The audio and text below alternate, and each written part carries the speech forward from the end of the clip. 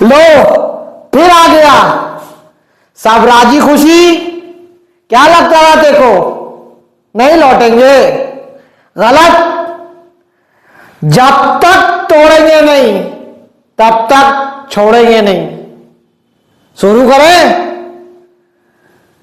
तो शुरू करते हैं फिर।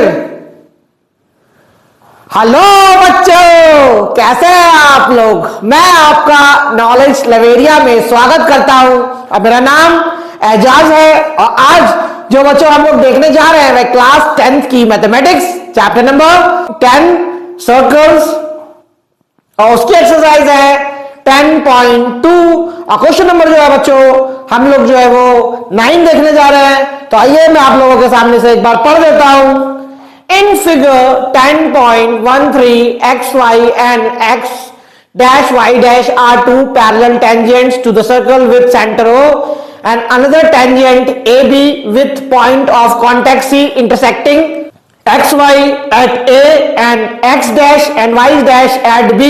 Prove that angle AOB is 90 degree. देखो इसमें क्वेश्चन में बोला क्या है, इसका निचोड़ बता रहा हूं। एक जो है वो x और y जो है वो एक ये टेंजेंट है, x डैश y डैश जो है वो एक ये टेंजेंट है और यहाँ पे AB भी जो है वो एक टेंजेंट है जिसका पॉइंट ऑफ कांटेक्ट क्या है? C है। C पे जो है वो पॉइंट ऑफ कांटेक्ट है उसका।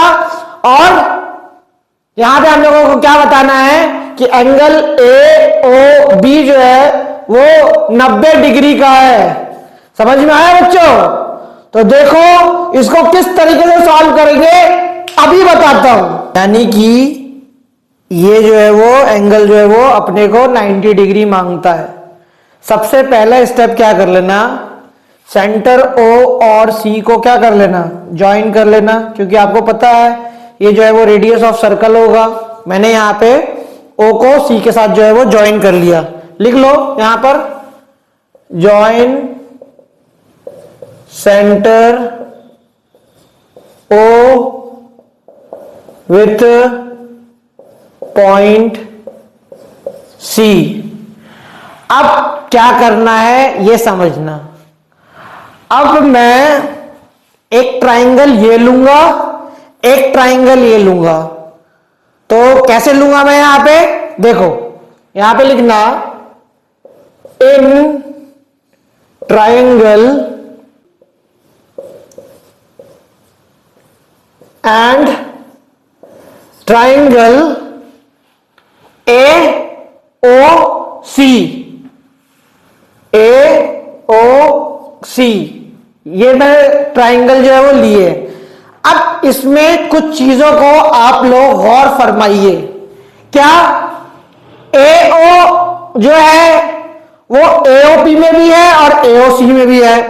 तो सबसे पहले मैं यहां पे क्या लिख दूंगा, AO इक्वल टू AO जो कि क्या है, कॉमन है। कॉमन हो गया।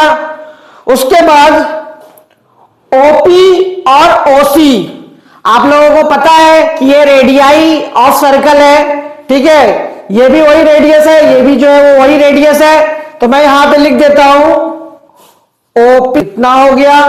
अब एक लास्ट और एक इंपॉर्टेंट चीज मैंने आपको बताया था, किसी भी सेम पॉइंट से ये AP जो है वो टेंजेंट हो गई, ठीक है, और ये AC टेंजेंट हो गया यहां पे।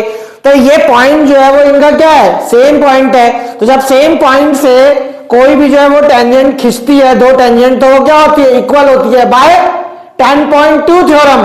तो यहां पे मैं लिख देता हूं। अब देखो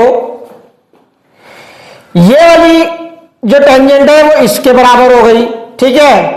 ये AO जो है वो कॉमन हो गया, ये OP जो है वो OC के जो है वो बराबर हो गया। तो ये क्या हो जाएगा, AOP is congruent triangle AOC, ठीक है। दोनों क्या हो गए, कॉन्ग्रुएंट हो गए। किससे? बाय, ये तीनों क्या है, साइड ही तो है ना। तो यहां पे लिख दो साइड साइड साइड। कॉन्ग्रुएंट हो गया कि एंगल 1 जो है वो एंगल 2 के जो है वो बराबर हो जाएगा बाय सीपीसीटी, यहां पे लिख दो CPCT in triangle BOC and triangle BOQ, ये ले लिया मैंने। अब देखो ओबी जो है वो क्या है, इन दोनों ट्राइंगल में क्या है, कॉमन है, तो लिख डालो OB is equal to OB, क्या ये कॉमन, दूसरा था मैंने 10.2 में, याद है ना, देख सकते हैं आप लोग।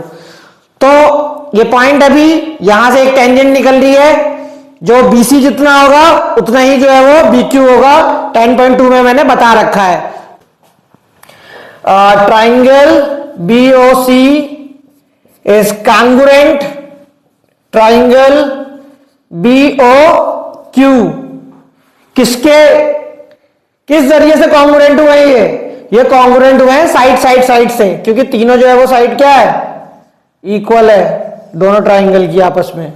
ये वाली साइड कॉमन है, ये वाली साइड जो है वो इस वाले ट्राइंगल के बराबर है, समझ गए ना, रेडियस इधर भी बराबर है, इधर भी बराबर है, टेंजेंट भी बराबर है, इधर भी बराबर है, समझ गए होगे गेम को। अब यहां पे मैं क्या करता हूं, ये जो एंगल दिख रहा है ना, इसको एंगल बोल देता हूं 3, और इसको एंगल बोल दूंगा यहां पे 4 बोल दूंगा।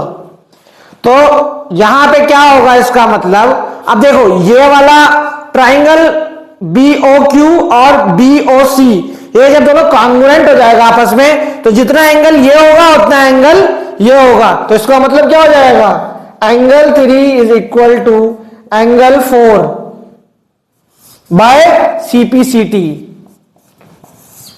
ठीक है, corresponding part of congruence triangle. इसका क्या हो जाएगा, इसको बना लो सेकंड इक्वेशन हुआ, angle 1 is equal to angle 2, angle 3 is equal to angle 4, ये लिख दिया मैंने। ये इक्वेशन हो गई फर्स्ट वा और ये इक्वेशन हो गई सेकंड वा। अब देखो मैं यहां पे क्या करूंगा, अब आप जानते हो कि एंगल 1, एंगल 2, एंगल 3, एंगल 4 वो कितना होगा, वो होगा 180 डिग्री। क्यों, किस कॉन्सेप्ट से होगा, क्योंकि आपको पता है कि एक सीधी लाइन जो होती है वो 180 डिग्री का एंगल बनाती है, बचपन से पढ़ते हुए आ रहे थे ना पढ़ते हुए। अच्छा 180 हो गया ये, ठीक। अब मुझे AOB जो है वो 90 प्रूफ करके दिखाना है, ठीक है। तो इसका मतलब यह है कि एंगल 1 जो है एंगल 2 के बराबर है, तो मैं इस एंगल 1 की जगह क्या लिख सकता हूं, एंगल 2 लिख सकता हूं या नहीं लिख सकता हूं, अभी समझना खाली। एंगल 2 प्लस एंगल 2, एंगल 3 जो है वो एंगल 4 के बराबर है, तो मैं यहां एंगल 4 की जगह एंगल 3 लिख सकता हूं या नहीं लिख सकता हूं, लिख सकता हूं ना। तो यहां पे हो जाएगा एंगल 3 प्लस एंगल 3 180 डिग्री, इतना हो गया। देखो ये कितना हो जाएगा, ये हो जाएगा एंगल 2 और एंगल 2 मिला करके 2 एंगल 2 हो जाएगा, उसी तरीके से 2 एंगल 3 हो जाएगा बच्चों, और इसका सम कितना हो गया 180 डिग्री हो गया, इतना हुआ। अब इस दुई को और इस दुई को कॉमन ले लो, तो कॉमन लूंगा तो क्या होगा, यहां पे निकाल देता हूं, 2 बाहर निकाल लिया मैंने, angle 2 plus angle 3 equal to 180 degree, angle 2 plus angle 3 equal to 90 degree हो गया बच्चों। क्या करना था मुझे, यही तो प्रूफ करके दिखाना था, समझ में आया। देखो एंगल 2 और एंगल 3 ये मैंने 90 डिग्री दिखा दिया है, और यहां से भी देखूंगा तो AOB जो है वो आपको 90 डिग्री मैंने प्रूफ करके दिखा दिया है बच्चों। तो कैसी रही बच्चों बताना।